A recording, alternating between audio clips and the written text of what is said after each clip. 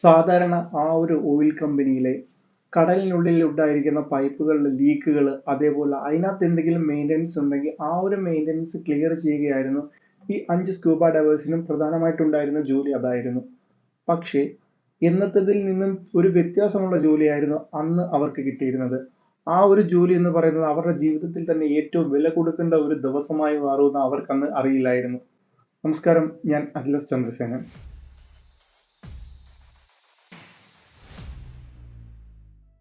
വർഷം 2022 ഫെബ്രുവരി 25 എല്ലാ ദിവസത്തേലും പോലെ തന്നെ ജോലിക്കായിട്ട് ഈ 5 സ്ക്യൂബ ഡൈവേഴ്സും ആ ഒരു ഓയിൽ കമ്പനിയിലോട്ട് വരികയാണ്. പക്ഷെ അന്ന് അവർക്ക് അസൈൻ ചെയ്തിരിക്കുന്ന ഒരു ജോലി എന്ന് പറയുന്നത് ഒരുപാട് നാളുകളായിട്ട് ഷട്ട് ഡൗൺ ചെയ്തിട്ടിരുന്ന ഒരു പൈപ്പ് ഓപ്പൺ ചെയ്യുകയാണ്. ഈ പൈപ്പ് എന്ന് പറയുന്നത് ഈ കടലിലേക്ക് ഷിപ്പുകളിൽ നിന്ന് കൊണ്ടുവരുന്ന ഓയില്, അങ്ങനെയുള്ള പെട്രോളിയം പ്രൊഡക്ട്സ് എല്ലാം ഈ കമ്പനിയിലോട്ട് ട്രാൻസ്ഫർ ചെയ്യുന്നത് ഡയറക്റ്റ് ആയിട്ട് ചെയ്യാൻ പറ്റത്തില്ല. ഈ ഒരു പൈപ്പിലൂടെയാണ് ചെല്ലുന്നത്. ഒരുപാട് നാളുകൾക്ക് മുമ്പ് ഷട്ട് ഡൗൺ ചെയ്തിട്ടിരിക്കുകയാണ്. കുറെ പ്രശ്നങ്ങളും അതുപോലുള്ള മെയിൻ്റനൻസിന്റെ കാര്യങ്ങളൊക്കെ ആയിട്ട് ആ ഒരു പൈപ്പ് ഷട്ട് ഡൗൺ ചെയ്തിട്ടിരിക്കുക. ഈ പൈപ്പ് ഷട്ട് ഡൗൺ ചെയ്യുന്നത് നല്ല രീതിയിൽ എയർ ടൈറ്റിലാണ് ഇത് ഷട്ട് ഡൗൺ ചെയ്തിട്ടിരിക്കുന്നത്. അതായത് രണ്ടറ്റത്തും നല്ല രീതിയിൽ ക്ലോസ് ചെയ്ത് എയർ പോലും കയറാൻ പറ്റാത്ത രീതിയിലാണ്. ആ ഒരു പൈപ്പ് ഓപ്പൺ ചെയ്യണമെങ്കിൽ തന്നെ ഈ കടലിനുള്ളിലൂടെ മാത്രമേ ഇവർക്ക് ഓപ്പൺ ചെയ്യാൻ പറ്റത്തുള്ളൂ. ഇതിനു വേണ്ടിയാണ് അന്ന് അവരെ ജോലി അസൈൻ ചെയ്തിരുന്നത്. അങ്ങനെ ഈ ഒരു ഓപ്പൺ ചെയ്യാൻ പോകുന്ന സമയത്ത് ഒരു ബോട്ടുകളിലായിട്ട് 5 പേര് പോവുകയും അതിനകത്തോട്ട് ഇറങ്ങുകയാണ് ചെയ്യുന്നത്. ഈ ഇറങ്ങുന്ന സമയത്ത് ആ ഒരു പൈപ്പിന്റെ ആ ഒരു സ്ഥലം എത്തുമ്പോൾ അതിന് മുകളിലായിട്ട് ഒരു റെസ്ക്യൂ ടീമും എപ്പോഴും ഉണ്ടായിരിക്കും. കാരണം ഇവർക്ക് എന്തെങ്കിലും ഒരു അപകടം പറ്റുകയാണെങ്കിൽ ഇവരെ റെസ്ക്യൂ ചെയ്യാൻ എന്നുള്ള രീതിയിലാണ് ഈ റെസ്ക്യൂ ടീം മേളിലുണ്ടായിരിക്കുന്നത്. 5 സ്ക്യൂബ ഡൈവേഴ്സും ഈ വെള്ളത്തിലോട്ട് സ്വിം ചെയ്യുകയും ഇവിടെ ഒരു ചേംബർ ഉണ്ട്. ഈ ബർത്ത് 6 ഒരു ചേംബർ ഉണ്ട്. ഈ ചേംബറിനകത്ത് കയറി ചെന്ന് കഴിഞ്ഞാൽ അവിടെ ഒരു എയർ പോക്കറ്റ് ഉണ്ട്. ആ എയർ പോക്കറ്റിൽ എത്തിക്കഴിഞ്ഞ് കഴിഞ്ഞാൽ ഇവർക്ക് ഈ ഒരു മാസ്കിന്റെയും അതുപോലെ തന്നെ ഓക്സിജന്റെ ഒന്നും ആവശ്യമില്ല. കാരണം അവിടെ ഒരു എയർ പോക്കറ്റ് ഉണ്ടായത് കൊണ്ട് തന്നെ അവർക്ക് ആവശ്യത്തിനുള്ള ഓക്സിജൻ ആ ഒരു സ്ഥലത്ത് നിന്ന് കിട്ടും. ഈ ഒരു ചേംബർ എന്ന് പറയുന്നത് കടലിനുള്ളിലാണ്. കുറച്ച് കടലിന് വെള്ളത്തിനടിയിലായിട്ടാണ് വരുന്നത്. ഇത് എന്നിട്ട് അവരവിടെ സാധാരണ രീതിയിൽ ചെല്ലുകയും ഇത് ഓപ്പൺ ചെയ്യാൻ ശ്രമിക്കുകയാണ്. പക്ഷേ ഈ ഓപ്പൺ ചെയ്യുന്ന സമയത്ത് ഇവർക്ക് അറിയില്ലായിരുന്നു ഇതിനകത്ത് വലിയ ഒരു കെമിക്കൽ റിയാക്ഷൻ നടന്നിട്ട് അത് പൊട്ടിത്തെറിക്കാൻ വേണ്ടി, അല്ലെങ്കിൽ അവിടെ ഒരു പ്രശ്നം ഉണ്ടാകാൻ വേണ്ടി തയ്യാറായിട്ട് നിൽക്കുന്ന ഒരു പൈപ്പാണ് ഇവർ ഓപ്പൺ ചെയ്തതെന്ന്. കാരണം എന്ന് വെച്ച് കഴിഞ്ഞാൽ ഈ ഒരു പൈപ്പ് ഷട്ട് ഡൗൺ ചെയ്തിട്ട് ഒരുപാട് നാളുകളായി. അതുകൊണ്ട് തന്നെ ഇതിനകത്ത് വലിയ രീതിയിലുള്ള ഒരു കെമിക്കൽ റിയാക്ഷൻ ഉണ്ടാവുകയും അതുപോലെ തന്നെ അതിനകത്ത് വളരെ രീതിയിൽ ലോ പ്രഷർ ഉണ്ടാകുകയും പുറത്തുനിന്ന് വളരെയധികം ഹൈ പ്രഷർ ആയിട്ടിരിക്കുക. അതുകൊണ്ട് തന്നെ ഇത് ഓപ്പൺ ചെയ്ത് കഴിഞ്ഞാൽ ഈ ഹൈ പ്രഷറുള്ള സ്ഥലത്ത് നിന്ന് ലോ പ്രഷറുള്ള സ്ഥലത്തേക്ക് പെട്ടെന്ന് സക്ക് ചെയ്തെടുക്കും. ഈ ഒരു കാര്യത്തെക്കുറിച്ച് ഇവർ പെട്ടെന്ന് ചിന്തിച്ചിട്ടൊന്നുമില്ലായിരുന്നു. അതായത് ഇതിന്റെ ഒരു സേഫ്റ്റി ഉള്ള കാര്യങ്ങളെക്കുറിച്ച് ഇവർ കൂടുതലായിട്ട് പഠനം ചെയ്തിട്ടില്ലായിരുന്നു. അങ്ങനെ ഇത് ഓപ്പൺ ചെയ്യുന്ന ഒരു സമയമെത്തുമ്പോൾ ഈ 5 ഡൈവേഴ്സിനെയും അതുപോലെ തന്നെ അവർ കൊണ്ടുവന്ന എക്യുപ്മെന്റ്സും അതുപോലെ തന്നെ ഈ ഇവരുടെ ഓക്സിജൻ സിലിണ്ടേഴ്സ് എല്ലാം വെളിയിൽ ഊരി വെച്ചിരിക്കുകയായിരുന്നു. ഈ ഓക്സിജൻ സിലിണ്ടേഴ്സ് ഉൾപ്പെടെ എല്ലാം ഒറ്റ നിമിഷം കൊണ്ട് അകത്തോട്ട് സക്ക് ചെയ്ത് അങ്ങ് എടുക്കുക. പക്ഷെ ഇവർക്ക് പോലും അറിയത്തില്ല ഇവിടെ എന്താണ് സംഭവിച്ചത്, എന്ത് പറ്റിപ്പോയി എന്ന് പോലും അറിയുന്ന ആ ഒന്ന് ചിന്തിക്കാൻ ഉള്ള ടൈം പോലും കൊടുക്കുന്നില്ല. പെട്ടെന്ന് തന്നെ ഇവരെ ഉള്ളിലേക്ക് വലിച്ചു ഈ പൈപ്പിന്റെ ഉള്ളിൽ കൊണ്ടുപോവുകയാണ്. ഈ പൈപ്പ് എന്ന് പറയുന്നത് വെറും 3 അടി മാത്രം, അതായത് 3 അടി മാത്രം നീളം ഉണ്ടായിരിക്കുന്ന ഒരു ചെറിയ പൈപ്പാണ്. അതായത് ഒരു 6 വയസ്സ് 7 വയസ്സുള്ള ഒരു കൊച്ചിന് മാത്രം സുഖമായിട്ട് ഇറങ്ങി പോകാം, കയറി വരാം. അത്ര മാത്രമേ ആ പൈപ്പിൽ പറ്റത്തുള്ളൂ. അതിലോട്ടാണ് ഈ 5 പേരും കയറി പോയിരിക്കുന്നത്. അവർ ഉള്ളിൽ ചെന്ന് ഈ ഒരു പ്രഷറിന്റെ ഒക്കെ ഒരു ഇത് കഴിയുമ്പോൾ ഇവർ പതുക്കെ കണ്ണ് തുറക്കാൻ ശ്രമിക്കുകയാണ്. പക്ഷെ കണ്ണ് തുറക്കാൻ ശ്രമിക്കുമ്പോൾ പോലും ഇവർക്ക് കണ്ണ് തുറക്കാൻ പറ്റുന്നില്ല. കാരണം ഈ ഒരു ഓയിൽ ചേമ്പറിനകത്ത്, അല്ലെങ്കിൽ ഈ ഓയിൽ പൈപ്പിനകത്ത് പണ്ട് നേരത്തെ ഉണ്ടായിരുന്ന ഓയിലും അതുപോലെ ഈ വെള്ളവും എല്ലാം കൂടി മിക്സ് ചെയ്ത് ഒരു ദ്രാവകമായിട്ട് ഇവരുടെ കണ്ണിലെല്ലാം പറ്റി ഭയങ്കര നീറുക, അതുപോലെ തന്നെ വല്ലാത്തൊരു അവസ്ഥയിലോട്ട് വരികയാണ്. അവർക്ക് ശ്വാസം പോലും നേരെ ശ്വസിക്കാൻ പറ്റുന്നില്ല. അങ്ങനെ ഒരു അവസ്ഥയിലോട്ട് വരിക. അത് മാത്രമല്ല ഈ ഒരു പൈപ്പിലോട്ട് പെട്ടെന്ന് കൊണ്ടുവരുന്ന ഒരു ഫോഴ്സിൽ ഇവർക്ക് വലിയ രീതിയിലുള്ള അപകടങ്ങൾ പറ്റുകയാണ്. അതായത് ഇഞ്ചുറീസ് പറ്റുകയാണ്.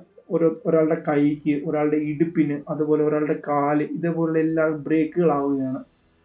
അത് മാത്രമല്ല ഇവരുടെ ഒരു ലെക്ക് എന്ന് പറഞ്ഞു കഴിഞ്ഞാൽ ഈ 5 പേരും ചെന്ന് പെടുന്നത് അകത്തുണ്ടായിരുന്ന ഒരു എയർ പോക്കറ്റിനകത്തോട്ടാണ്. ഈ എയർ പോക്കറ്റ് ഉണ്ടാവാൻ അവിടെ കാരണം എന്ന് വെച്ച് കഴിഞ്ഞാൽ ഈ കടലിനകത്ത് പൈപ്പുകൾ എപ്പോഴും ഉണ്ടായിരിക്കുന്നത് ഇങ്ങനെ വളവ് പോലെയൊക്കെയുള്ള രീതി. അങ്ങനെ ഈ വളവ് ഉണ്ടാകുമ്പോൾ ചെറുതായിട്ട് പൊങ്ങിയിരിക്കുന്ന സ്ഥലത്ത് എയർ പോക്കറ്റ് ഉണ്ടാവും. ആ ഒരു ഭാഗ്യത്തിന് ആ ഒരു എയർ പോക്കറ്റിലോട്ടാണ് ഈ 5 പേരും ചെന്ന് പെടുന്നത്. പക്ഷേ ഈ 5 പേരും ചെന്ന് പെടുമ്പോൾ ഇവർക്ക് തന്നെ അറിയത്തില്ല പുറകെ നിൽക്കുന്നവരെ ആരൊക്കെ പുറകിലുണ്ട്. എന്ന് വെച്ച് കഴിഞ്ഞാൽ ഭയങ്കര ഇരുട്ടായിരുന്നു ആ ഒരു സ്ഥലത്ത്. കാരണം നമുക്ക് തന്നെ അറിയാലോ, കടലിനടിയിലാണ്. അത് മാത്രമല്ല യു ഷേപ്പിലുള്ളൊരു പൈപ്പാണ്, ഇതിനകത്ത് വാട്ടർ ഉണ്ട്, ഓയിലിന്റെ കണ്ടന്റ് ഉണ്ട്, ഫുൾ ഇരുട്ടാണ്. അങ്ങനെ അവർ ആ എയർ പോക്കറ്റിൽ നിന്ന് ഓരോരുത്തരായിട്ട് പേര് വിളിക്കുക. അങ്ങനെ ഇന്ന ആള് പുറകിലുണ്ടോ, അടുത്ത ആള് പുറകിലുണ്ടോ, അങ്ങനെ ഓരോരുത്തരായിട്ട് വിളിച്ചു പറയുക, ഞാൻ ഇവിടെ ഉണ്ട്. ക്രിസ്റ്റഫർ ആദ്യമേ പറയുന്നു, ഞാനിവിടെ ഉണ്ട്, നിങ്ങൾ ആരെങ്കിലും ജീവിച്ചിരിപ്പുണ്ടോ, നിങ്ങൾക്ക് എന്ത് പറ്റിയിട്ടുണ്ട്, നിങ്ങൾക്ക് എന്താണ് അവസ്ഥ എന്ന് ചോദിക്കുമ്പോൾ തൊട്ട് പുറകിൽ നിൽക്കുന്ന കാസിം പറയുക, ഞാൻ സേഫാണ്, ഞാൻ പുറകിലുണ്ട്. അതിന്റെ തൊട്ട് പുറകിലായിട്ട് യൂസഫ്, ഞാനും ഇതേപോലെ ഉണ്ട്, എനിക്കും പ്രശ്നങ്ങളൊന്നുമില്ല, പക്ഷെ എനിക്കുള്ള തോളലിന് സാരമായ പ്രശ്നങ്ങളുണ്ട്, നല്ല പെയിൻ എടുക്കുന്നുണ്ട്. അതിന്റെ തൊട്ട് പുറകെ ഋഷിയും ഫൈസലും എല്ലാം ഇതേ അവസ്ഥകൾ തന്നെ. കാരണം ഈ ഋഷിക്കും ഫൈസലിനും അതുപോലെ തന്നെ യൂസഫിനുമാണ് ഏറ്റവും കൂടുതൽ പരിക്കേറ്റിട്ടുള്ളത്. അവർ നല്ല രീതിയിൽ വേദന കൊണ്ട് അവിടെ ഇന്ന് പൊളയുകയാണ്. ഈ ഒരു ക്രിസ്റ്റഫർ എല്ലാവർക്കും ധൈര്യം കൊടുക്കുകയാണ്, നമ്മൾ സമാധാനത്തോടെ ഇരിക്കുക, പ്രശ്നങ്ങളില്ല, റെസ്ക്യൂ ടീം മേളിലുണ്ട് എന്നുള്ള കാര്യം ഇവർക്കറിയാം. അതുകൊണ്ട് റെസ്ക്യൂ ടീം ഇവിടെ വരും, രക്ഷപ്പെടുത്തും, അതുകൊണ്ട് ആരും പേടിക്കേണ്ട ആവശ്യമൊന്നുമില്ല, സമാധാനത്തോടെ ഇരിക്കുക എന്നുള്ള രീതിയിലാണ്. അങ്ങനെ അവർ അവിടെ നിന്ന് കൈകൊണ്ട് പൈപ്പിൽ ഇടിക്കുകയും നല്ല ശബ്ദം ഉണ്ടാക്കാനൊക്കെ ശ്രമിക്കുകയാണ്. കാരണം പുറത്തുള്ളവർക്ക് ഈ 5 പേർ ജീവനോടുണ്ടെന്ന് അറിയിക്കണമല്ലോ. അതിന് പൈപ്പിനകത്ത് നല്ല രീതിയിൽ ഇടിക്കുകയും അങ്ങനെയുള്ള ശബ്ദങ്ങളൊക്കെ ഉണ്ടാകുക. പക്ഷെ ഒരുപാട് നേരമായിട്ടും പ്രത്യേകിച്ചൊരു പുരോഗതി ഉണ്ടാവാത്തത് കൊണ്ട് ക്രിസ്റ്റഫർ പറയുകയാണ്, നമുക്കൊരു കാര്യം ചെയ്യാം, നമുക്ക് ശ്രമിക്കാം മുമ്പോട്ട് പോകാൻ, നമുക്ക് പുറത്തെത്താൻ പറ്റുമോ എന്ന് ശ്രമിക്കാന്ന് പറയാം. പക്ഷെ ഈ ഒരു ക്രിസ്റ്റഫർ പറയുന്നത് ബാക്കിയുള്ള 4 പേരും സമ്മതിക്കത്തില്ല. കാരണം അവർ ഇപ്പോൾ നിൽക്കുന്ന ഒരു സേഫ് ആയിട്ടുള്ള സ്ഥലത്താണ്, അതുപോലെ അവിടെ ഒരു എയർ പോക്കറ്റ് ഉണ്ട്, അവർക്ക് ശ്വസിക്കാൻ അത്യാവശ്യമായിട്ടുള്ള ഒരു വായുണ്ട് എന്നുള്ളൊരു കാര്യങ്ങളൊക്കെ പറഞ്ഞുകൊണ്ട് തന്നെ ക്രിസ്റ്റഫറിനെ തടയുകയാണ്. പക്ഷെ ക്രിസ്റ്റഫർ ഇവർ എത്രയൊക്കെ പറഞ്ഞിട്ടും അതനുസരിക്കാൻ തയ്യാറാവുന്നില്ല. കാരണം ക്രിസ്റ്റഫർ പറയുന്നത്, നമ്മൾ ഇവിടെ നിന്ന് റെസ്റ്റ് എടുത്ത് മരിച്ചു പോകുന്നതിലും നല്ലത് നമ്മൾ കുറച്ച് ശ്രമിച്ചിട്ട് മരിച്ചു പോകുന്നതല്ലേ. മരിച്ചു പോയാലും നമ്മൾ ശ്രമിച്ചു എന്നെങ്കിലും നമുക്കൊരു വിശ്വാസം വരും, അല്ലെങ്കിൽ നമുക്കൊരു സമാധാനം കിട്ടും. അങ്ങനെ നമുക്ക് ചെയ്യാം എന്ന് പറയാണ്. പക്ഷെ എന്നിട്ടും ബാക്കിയുള്ളവർ പറയുന്നത്, എനിക്ക് അത്രത്തോളം വയ്യ, എനിക്ക് കൈ ഒടിഞ്ഞിട്ടുണ്ട്, ഒരാൾക്ക് കാലൊടിഞ്ഞിട്ടുണ്ട്, ഒരാൾക്ക് നീങ്ങാൻ പറ്റാത്തൊരവസ്ഥ. അങ്ങനെ ക്രിസ്റ്റഫർ പറയും, ഒരു കാര്യം ചെയ്യും, ഞാൻ പോകാം, ഞാൻ മുമ്പോട്ട് പോവുകയാണ്, ഞാൻ പോയി മറ്റുള്ളവരെ വിളിച്ചുകൊണ്ട് വരാം. പക്ഷെ ഇന്നലവും ഇവർ പറയുന്ന ഒരു കാര്യമുണ്ട്, ഈ പൈപ്പിന്റെ 2 എൻഡ് ഉണ്ട്, 2 എൻഡിൽ ഒരു എൻഡ് മാത്രമേ അവർ ഓപ്പൺ ചെയ്തിട്ടുള്ളൂ, മറ്റേ എൻഡ് ഡെഡ് ആണ്, അവിടെ സീൽ ചെയ്ത് വെച്ചേക്കുകയാണ്. അതുകൊണ്ട് ഈ ക്രിസ്റ്റഫർ ചെല്ലുന്നത് ഈ സീൽ ചെയ്ത സ്ഥലത്തോട്ടാണെങ്കിൽ പിന്നെ ക്രിസ്റ്റഫറിന് ഒരിക്കലും തിരിച്ചു വരാൻ പറ്റത്തില്ല. അല്ലെങ്കിൽ ഈ ഒരു 5 പേരും അങ്ങോട്ട് പോവുകയാണെങ്കിൽ ഈ 5 പേർക്കും ഒരു കാരണവശാലും രക്ഷപ്പെടാൻ പറ്റത്തില്ലെന്ന് 5 പേർക്കും അറിയാവുന്ന ഒരു കാര്യമാണ്. പക്ഷെ ഈ ഒരു കാര്യങ്ങളൊന്നും ക്രിസ്റ്റഫറിനെ തടഞ്ഞു നിർത്താൻ കഴിയുന്നില്ല. ക്രിസ്റ്റഫർ പിന്നെയും ഞാൻ മുമ്പോട്ട് പോവുകയാണ് എന്നുള്ള രീതിയിൽ തന്നെ ഉറപ്പിച്ചു നിൽക്കുക. അങ്ങനെ ഈ ക്രിസ്റ്റഫർ മുമ്പോട്ട് പോകാൻ തുടങ്ങുമ്പോൾ തന്നെ കാസിമും പറയാ, എങ്കിൽ ഒരു കാര്യം ചെയ്യ്, നീ മാത്രം മുമ്പോട്ട് പോകണ്ട, നിന്നെ സഹായിക്കാൻ ഞാനും വരാം. കാരണം എനിക്ക് വലിയ അപകടങ്ങളൊന്നും പറ്റിയിട്ടില്ല, എനിക്ക് ചെറിയ രീതിയിലുള്ളേ പറ്റുള്ളൂ. ബാക്കി 3 പേര് ഇവിടെ വെയിറ്റ് ചെയ്യട്ടെ, നമുക്ക് 2 പേർ കൂടി മുകളിൽ പോയി മറ്റുള്ളവരെ വിളിച്ചുകൊണ്ട് വന്ന് ഇവരെയും റെസ്ക്യൂ ചെയ്യാം. അങ്ങനെ ഇവരെയും പറഞ്ഞ് മനസ്സിലാക്കിക്കൊണ്ട് ഇവർ 2 പേരും മുമ്പോട്ട് നീങ്ങാൻ ശ്രമിക്കുകയാണ്. ഇവർ മുമ്പോട്ട് നീങ്ങും തോറും വീണ്ടും വെള്ളമാണ്, എയർ പോക്കറ്റ് പോവുകയാണ്. ഇവർ കുറെ കഷ്ടപ്പെട്ട് കുറച്ച് ശ്വാസം ഉള്ളിൽ പിടിച്ചു വെച്ച് മുമ്പോട്ട് പോയിക്കൊണ്ടിരിക്കുക. അങ്ങനെ അടുത്തൊരു എയർ പോക്കറ്റ് എത്തുന്നവിടം വരെ അവര് ശ്വാസം അടക്കി പിടിച്ച് മുമ്പോട്ട് നീങ്ങി. പിന്നെ ഈ ഒരു ഇത്രയും ഉള്ളൊരു ശ്വാസത്തിന്റെ ബുദ്ധിമുട്ടെല്ലാം അടുത്ത ഒരു എയർ പോക്കറ്റ് ചെല്ലുമ്പോഴാണ് ഇവർ ഇത് മാറ്റുന്നത്. അങ്ങനെ അങ്ങനെ അവിടുത്തെ ആ എയർ പോക്കറ്റിൽ ചെന്നിട്ട് അവിടെയും കുറച്ച് നേരം റെസ്റ്റ് എടുക്കുക, പിന്നീട് മുമ്പോട്ട് പോവുക. പക്ഷേ ഈ മുമ്പോട്ട് നമ്മൾ ഇത്രയും പെട്ടെന്ന് പറയുന്നെങ്കിൽ പോലും ഇത് ഒരുപാട് നേരത്തെ ഒരു പ്രൊസീജിയറാണ്. കാരണം എന്ന് വെച്ച് കഴിഞ്ഞാൽ വളരെ ചെറിയ ഇടുങ്ങിയ പൈപ്പിൽ കൂടെ ഇവർക്ക് നീങ്ങി മുമ്പോട്ട് പോവുക എന്ന് പറയുന്നത് വളരെ ദുഷ്കരമായിട്ടുള്ള ഒരു കാര്യമായിരുന്നു. അങ്ങനെ അവർ മുമ്പോട്ട് നീങ്ങുകയാണ്. മുമ്പോട്ട് നീങ്ങുന്ന സമയത്ത് തന്നെ അടുത്തൊരു എയർ പോക്കറ്റിലോട്ട് വീണ്ടും എത്തുകയാണ്. പക്ഷെ ഈ ഒരു സമയം ആകുമ്പോൾ തന്നെ ഈ കാസിം എന്ന് പറയുന്ന വ്യക്തി വളരെയധികം ടയേർഡ് ആവുകയാണ്. എന്നിട്ടും ഈ ക്രിസ്റ്റഫറിനെ സഹായിക്കണം, ക്രിസ്റ്റഫറിന്റെ കൂടെ നിൽക്കണം എന്നുള്ള ഒരു ഇതില് വീണ്ടും മുമ്പോട്ട് നീങ്ങിക്കൊണ്ടിരിക്കും. പക്ഷെ ലെക്കില് അടുത്ത കുറച്ച് മുമ്പോട്ട് ചെല്ലുമ്പോൾ തന്നെ അവർക്ക് എന്തോ ഒന്നിൽ തട്ടുകയാണ്. അവരത് തടഞ്ഞു നിർത്തി നോക്കുമ്പോൾ ക്രിസ്റ്റഫറിന് മനസ്സിലായാണ് അവിടെ തന്നെ ഓക്സിജൻ സിലിണ്ടർ ആണ്. അങ്ങനെ പെട്ടെന്ന് തന്നെ ആ ഓക്സിജൻ സിലിണ്ടർ എടുത്തിട്ട് ഞെരുക്കി പുറകിൽ നിൽക്കുന്ന, അതായത് വയറ്റിൽ കൂടെ ഞെരുങ്ങി വേണം. കാരണം ഒരു കൊച്ചു പൈപ്പല്ല, ആ പൈപ്പിനകത്തൂടെ കുറച്ച് ശ്വാസം ഇതിനകത്ത് നിന്ന് പിടിച്ചതിന് ശേഷം ഈ ഒരു പൈപ്പ് ഞെരുങ്ങി തന്റെ വയറ്റിന്റെ അടിയിൽ കൂടെ ഞെരുക്കി നേരെ കാസിമിന് കൊടുക്കുകയാണ്. കാസിമും അതുപോലെ ഓക്സിജൻ എടുക്കുകയാണ്. കുറച്ചുകൂടി മുമ്പോട്ട് പോകുമ്പോൾ അടുത്തൊരു ഓക്സിജൻ സിലിണ്ടർ കിട്ടുകയാണ്. ആ 2 ഓക്സിജൻ സിലിണ്ടേഴ്സുമായിട്ട് ഈ 2 ഡൈവേഴ്സ് മുമ്പോട്ട് നീങ്ങുകയാണ്. പക്ഷെ മുമ്പോട്ട് നീങ്ങുമ്പോൾ വീണ്ടും അവർക്ക് ഈ ഒരു ഇതിൽ നിന്നും പ്രതികൂലമായ ഒരു രീതിയിൽ ഉണ്ടാകുന്ന ഒരു സംഭവം എന്ന് പറഞ്ഞാൽ ഈ ഓക്സിജൻ സിലിണ്ടർ തീരാൻ തുടങ്ങിയാണ്. പക്ഷേ അവർക്ക് അടുത്ത എയർ പോക്കറ്റുകളും കിട്ടുന്നില്ല. അങ്ങനെ മുമ്പോട്ട് നീങ്ങും തോറും ഒരു എയർ പോക്കറ്റ് വരുമ്പോൾ കാസിം പറയും, ഞാനിവിടെ റെസ്റ്റ് ചെയ്യുകയാണ്, എനിക്ക് പറ്റത്തില്ല മുമ്പോട്ട് പോകാൻ വേണ്ടി, നമുക്കിവിടെ റെസ്റ്റ് ചെയ്യാം, ഇത്ര ആയില്ലേ, ഇനി മുമ്പോട്ട് പോയാൽ ഒരു എയർ പോക്കറ്റ് കിട്ടുമെന്ന് പോലും നമുക്ക് വിശ്വാസമില്ല. അതുകൊണ്ട് നമ്മൾ ഇവിടെ റെസ്റ്റ് ചെയ്യാം, ബാക്കി ഇനി റെസ്ക്യൂ ടീം വന്നിട്ട് നമുക്ക് പോകുന്നതാണ് നല്ലത്. പക്ഷേ ഈ ക്രിസ്റ്റഫറിന് ഇത് കേട്ട് നിൽക്കാൻ പറ്റുന്നില്ലായിരുന്നു. കാരണം എന്ന് പറഞ്ഞാൽ ഈ പുറകിൽ ഉണ്ടായിരുന്ന 3 ഡൈവേഴ്സും, അതായത് ക്രിസ്റ്റഫറിനെ വിശ്വസിച്ച് വെയിറ്റ് ചെയ്യുന്ന ഈ 3 ഡൈവേഴ്സും അവിടെ നിന്ന് നല്ല ഉച്ചത്തിൽ കൈകൊണ്ട് അല്ലെങ്കിൽ തലകൊണ്ടും ഒക്കെ ശബ്ദമുണ്ടാക്കുന്നത് ക്രിസ്റ്റഫറിന് കേൾക്കാൻ പറ്റുമായിരുന്നു. ആ ഒരു ശബ്ദം ഒരിക്കലും ക്രിസ്റ്റഫറിനെ അവിടെ തടഞ്ഞു നിർത്താൻ പറ്റുന്നില്ലായിരുന്നു.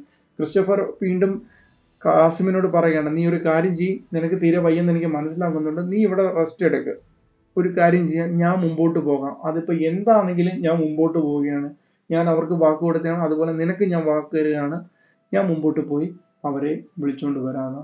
അങ്ങനെ കാസിമിനെ അവിടെ നിർത്തിക്കൊണ്ട് ക്രിസ്റ്റഫർ മുമ്പോട്ട് പോവുകയാണ്. മുമ്പോട്ട് ഒരുപാട് പോകുന്തോറും ഓക്സിജൻ തീർന്നുകൊണ്ടിരിക്കുകയാണ്. അതുകൊണ്ട് വളരെ പെതുക്കനെയാണ് ഈ ക്രിസ്റ്റഫർ ശ്വാസം എടുക്കുന്ന പോലും, കാരണം അത്രത്തോളം ഓക്സിജൻ അത്രയും വിലപ്പെട്ടതായിരുന്നു ക്രിസ്റ്റഫർ അതുകൊണ്ട് മുമ്പോട്ട് വീണ്ടും പതുക്കനെ നീങ്ങുന്നു. പക്ഷേ അവസാനം ഓക്സിജനും തീരാൻ തുടങ്ങി. അങ്ങനെ ഒരു എൻഡെത്തി തൻ്റെ ജീവിതവും ഈ ഒരു പൈപ്പിൽ തീർന്നു പോവുകയാണ് എന്ന് ക്രിസ്റ്റഫർ റിയലൈസ് ചെയ്യുകയാണ്. അങ്ങനെ റിയലൈസ് ചെയ്യുമ്പോഴത്തേക്കും ഈ ക്രിസ്റ്റഫറിന്റെ ഓക്സിജൻ തീരുകയാണ്. അവസാന ശ്വാസം എടുത്തുകൊണ്ട് മുമ്പോട്ട് നീങ്ങുമ്പോൾ തല ചെന്ന് എവിടെയോ ഇടിക്കുകയാണ്. ഇടിക്കുമ്പോൾ ക്രിസ്റ്റഫർ ഒന്നും മനസ്സിലാവുന്നില്ല. ക്രിസ്റ്റഫർ അവിടെ ഇവിടെയും തട്ടി എന്ന് നോക്കുമ്പോഴാണ് പെട്ടെന്ന് മുകളിൽ ഒരു ചെറിയ വെളിച്ചം പോലെ തോന്നുന്നത്. അപ്പോൾ ക്രിസ്റ്റഫറിന് മനസ്സിലായി, ഞാൻ വന്നിരിക്കുന്നത് ഏറ്റവും കറക്റ്റ് ഡിസിഷൻ ആയിരുന്നു, അല്ലെങ്കിൽ ഞാൻ വന്നിരിക്കുന്നത് കറക്റ്റ് സ്ഥലത്തേക്കായിരുന്നു.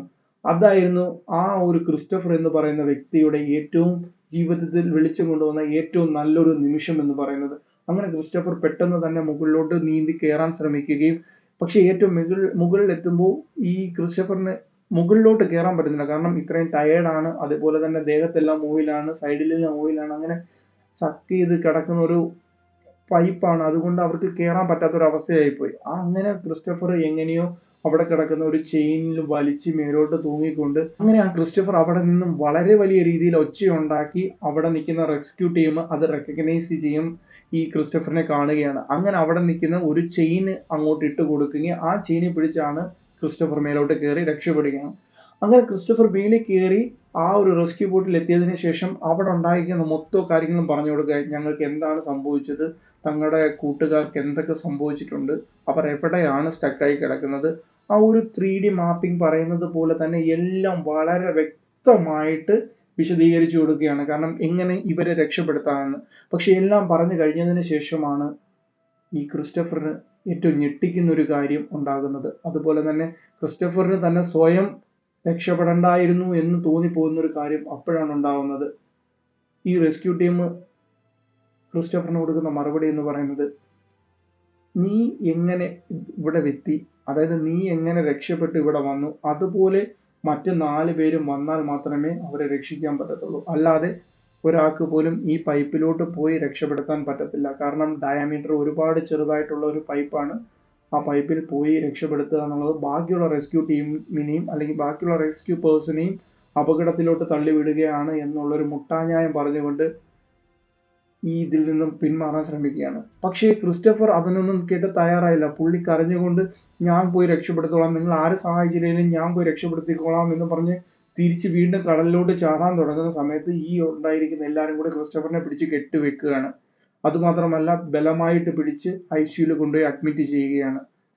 പിന്നീട് ഒരു ദിവസം പോയി, ആരും രക്ഷപ്പെടുത്തുന്നതിനെ കുറിച്ച് പുതിയ ഒരു കാര്യങ്ങളോ അല്ലെങ്കിൽ ഒരു ഐഡിയാസ് കൊണ്ടുവരുന്നില്ല. 2ാമത്തെ ദിവസമായി, 3ാമത്തെ ദിവസമായി. അപ്പോൾ തന്നെ ഈ ഒരു ഓയിൽ കമ്പനി ആ ഒരു 4 പേരുടെയും, അതായത് അപ്പോഴും അവിടെ ശബ്ദം കേട്ടുകൊണ്ടിരിക്കുകയാണ്. ഈ പൈപ്പിൽ വളരെ വലിയ രീതിയിൽ അടിക്കുന്ന ശബ്ദം കേട്ടുകൊണ്ടേയിരിക്കുകയാണ്. കാരണം അവരവിടെ ജീവനോടെ ഉണ്ട് എന്ന് മറ്റുള്ളവരെ അറിയിപ്പിക്കാൻ വേണ്ടി അവരടിക്കുന്ന ശബ്ദം അവിടെ കേട്ടുകൊണ്ടേയിരിക്കുകയാണ്. എന്നിട്ട് പോലും ആ ഒരു ഓയിൽ കമ്പനി ഇവർ മരിക്കുന്നതിന് മുമ്പിട്ട് തന്നെ അവരുടെ ഡെത്ത് ഡിക്ലെയർ ചെയ്യുകയാണ്. അങ്ങനെ ഒരു 4 ദിവസം കഴിയുമ്പോഴത്തേക്കും ഈ ഒരു പൈപ്പിൽ നിന്നുള്ള ശബ്ദങ്ങൾ നിലച്ചു തുടങ്ങുകയും പിന്നീട് ഒരു 5ാമത്തെ ദിവസം ആകുമ്പോഴത്തേക്ക് ഇവരുടെ ബോഡി റിക്കവർ ചെയ്യുകയാണ് ചെയ്യുന്നത്. ഈ 2022 ഒരുപാട് ടെക്നോളജികൾ, അതായത് ഈ ഒരു പൈപ്പിലോട്ട് ഒരു ക്യാമറ അയക്കാനോ അങ്ങനെ ഒരുപാട് ടെക്നോളജി ഉള്ള സമയത്ത് പോലും ഇതിനൊന്നും ഈ ഒരു കമ്പനി മുതിരുന്നില്ല. അതൊരു വലിയ ചോദ്യചിഹ്നമായിട്ട്, ഒരു മിസ്റ്ററി ആയിട്ട് ഇപ്പോഴും മുമ്പിൽ കിടക്കുകയാണ്. അതിപ്പോൾ വലിയ കേസായിട്ടുണ്ട്. ആ കേസുകൾ നടന്നുകൊണ്ടേയിരിക്കുകയാണ്. ക്രിസ്റ്റഫർ വളരെ രൂക്ഷമായ രീതിയിൽ കമ്പനിക്കെതിരെ നിൽക്കുകയാണ്. കാരണം ഇവരെ രക്ഷിക്കാൻ ഒരുപാട് കാര്യങ്ങൾ ഉണ്ടായിട്ട്, അല്ലെങ്കിൽ വേറെ റെസ്ക്യൂ ടീംസിനെയോ അല്ലെങ്കിൽ വേറെ രാജ്യത്തിന്റെ സഹായമോ വേറെ ടീംസിന്റെ സഹായമോ ഒന്നും ഇവർ തേടാതെ ഈ ഒരു ആളുകൾ ജീവിച്ചിരിക്കുന്ന സമയത്ത് തന്നെ ഈ ഒരു ആളുകളുടെ ഡെത്ത് ഡിക്ലെയർ ചെയ്ത ഒരു കാര്യത്തെക്കുറിച്ച് വളരെ ദയനീയമായ ഒരു അവസ്ഥയായിപ്പോയി. അതുമാത്രമല്ല, ഇവരുടെ ബോഡി റിക്കവർ ചെയ്ത് കിട്ടുന്ന സമയത്ത് ഇവരുടെ പേരൻസ് ആയാലും ഇവരുടെ ബന്ധുക്കളായാലും വന്ന് കാണുന്ന സമയത്ത് ബോഡി തിരിച്ചറിയാൻ പറ്റാത്ത രീതിയിലോട്ട് മാറിക്കഴിഞ്ഞിരുന്നു. കാരണം ഈ ഒരു കെമിക്കൽ റിയാക്ഷനും ഓയിലും എല്ലാം ചേർന്ന് ഇവരുടെ ഫേസ് ഒക്കെ വളരെ വികൃതമായി, ആർക്കും റിക്കവർ ചെയ്യാൻ പറ്റാത്ത, അല്ലെങ്കിൽ ആർക്കും കണ്ടാൽ റെക്കഗ്നൈസ് ചെയ്യാൻ പറ്റാത്ത ഒരു രീതിയിലോട്ട് മാറിപ്പോയിരുന്നു. എന്താണ് അന്ന് അവിടെ സംഭവിച്ചതെന്നുള്ളത് ഇപ്പോഴും ഒരു മിസ്റ്ററി ആയിട്ട് നിൽക്കുകയാണ്. പുതിയൊരു വീഡിയോയിൽ വീണ്ടും കാണാം. ബൈ.